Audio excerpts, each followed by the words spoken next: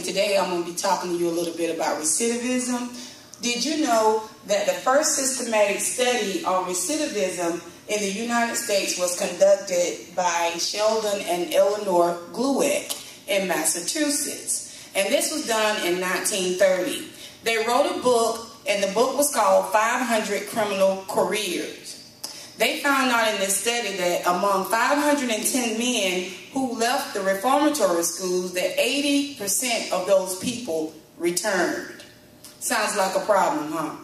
Now let's fast forward some years later. Stats show that among the 3,000 prisoners released in 15 states in 1994, 67 were rearrested. 67%, were rearrested within 3 years.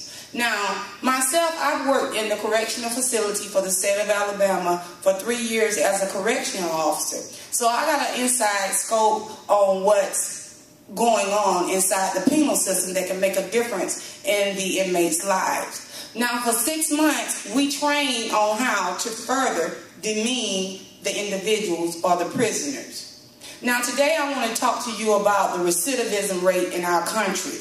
The system has failed at the efforts to lower the rate since the beginning. It's never worked. It's never been an effective strategy that they've had to use. Now, we have a solution to the problem, and it's twofold. Not only do we want to rehab the prisoner, but we want to realize that he needs to be connected to his family, that his family can be rehabbed at the same time. So it's a twofold solution here. Now, throughout the history, corrections has failed in the area of lowering recidivism. It has been an ongoing problem, like I said, from the beginning. And the goal of the overall correctional system is to prevent offenders from committing more crimes once they're released. Now, Danny Lombok, who was a former Texas governor, says that the strategies that they've used for rehab and correcting has never worked. They have been ineffective. And now is the time for us to come up with something different. The people need to see something different. That the new figures released from the Department of Justice Bureau of Statistics, it suggests that despite the massive increase in spending, nothing's still been done. There's been little improvement with the recidivism rate. It's still high. Now, that's been for 100 years. Nothing has worked. All the programs they've tried, everything they used have failed.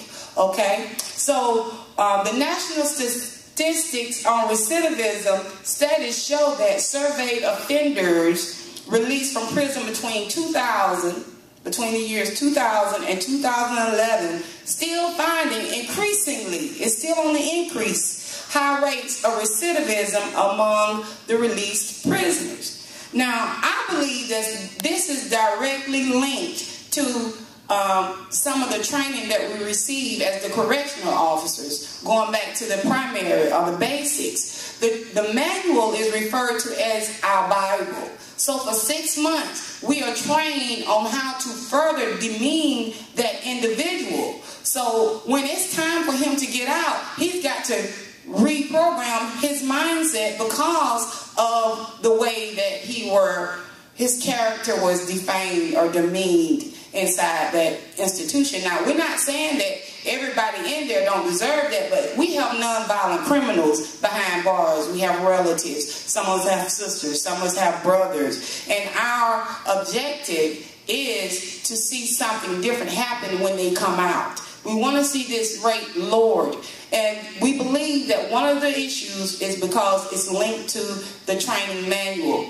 Another reason we have here is to believe it's been ineffective. It's because once they're released from prison, they go back into a high at-risk environment.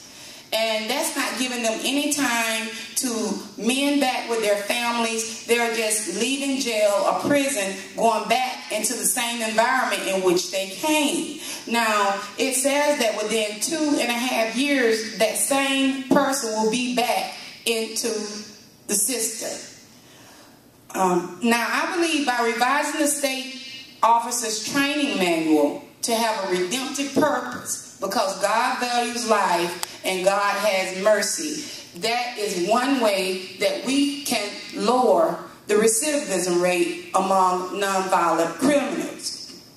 Also, transitioning back into the community by way of an on-site community-based program with their families for 2 years. And what that is, it would be an on-site development where the prisoner, once they're released from prison, they don't go back into the at-risk environment. They go onto this community-based program where their family is there and everybody is being rehabbed or corrected at the same time. Everything that they do will be in this facility.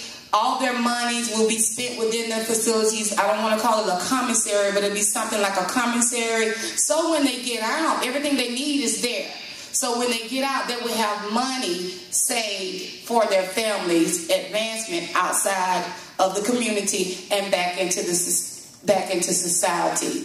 Now, the recidivism rate is so high mainly because of state training and placing them back into at-risk environments. Now, the call to action here is that it will be lowered with a twofold approach. If this twofold approach is taken, we will see the lowering of the recidivism rate in our country.